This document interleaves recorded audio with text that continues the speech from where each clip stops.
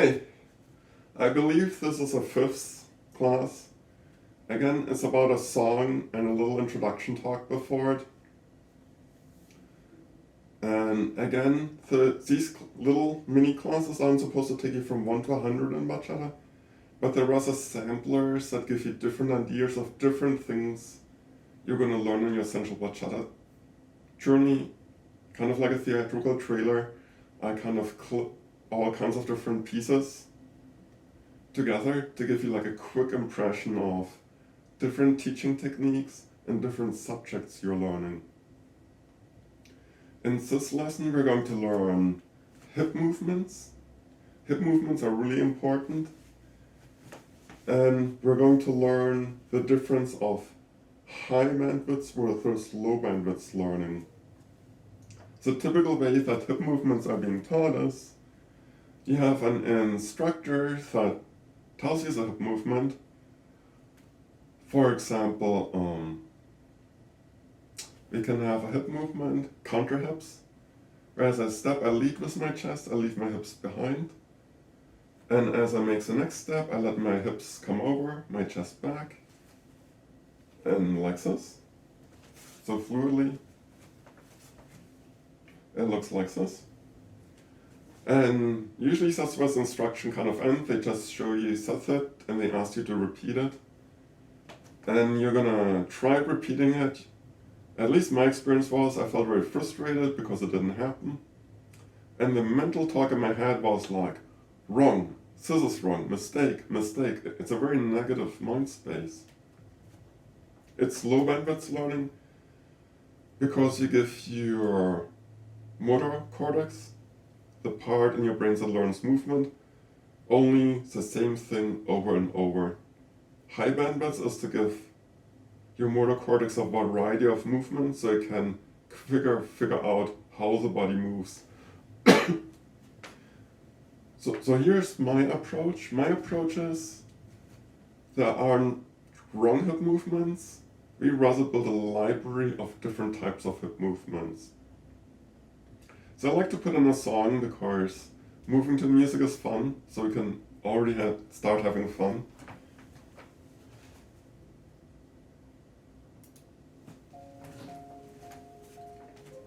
So you want to have your feet kind of open right now. I want to keep my chest in place. And I want to just push my hips out with the music.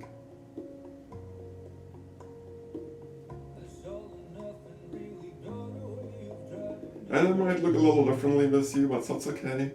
Remember, our goal is to discover how many different hip movements we have, categorize them, and then if we need a specific hip movement for a specific bachata move, we can go to our library and pull it out. And I'm gonna let my knee drop. And now my hip really kind of pushes out.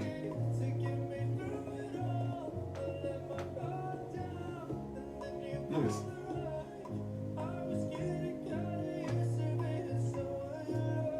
And you notice when you bend your knee, your hip kind of drops.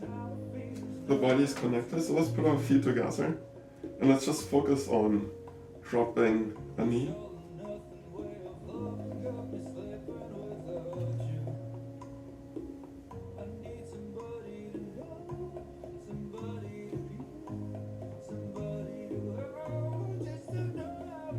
And maybe just let your shoulders come back.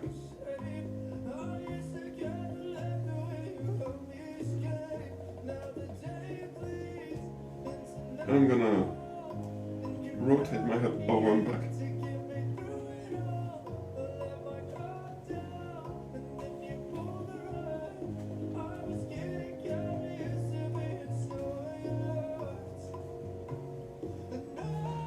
And kind of scoop it back. Scoop it back. And let's step out again. And let's see if we can get like a little U-shape going.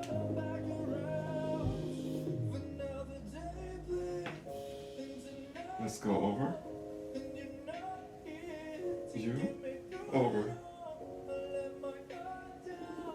Over.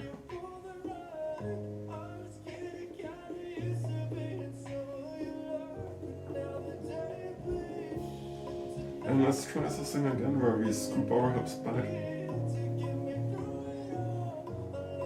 And let's see if we can let them swing a little bit more.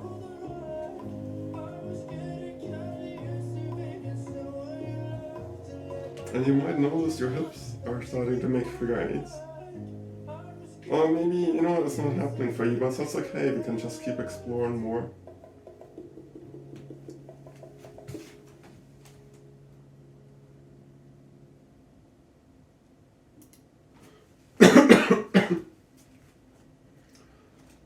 It's hard to tell how you were doing because, like I said, some people come in with ballet background, pick up really fast.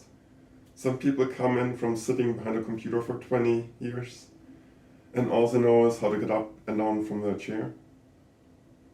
But by working with these like exercises, we can discover different movements. And I want to show you a little bit like where we're leading to. Remember we started with scooping back. And it's kind of drawing like a figure eight on the floor. And it's also called the central hips. So if you put it in the movement, as I step, I'm gonna scoop forward, rotate back, scoop forward, rotate back,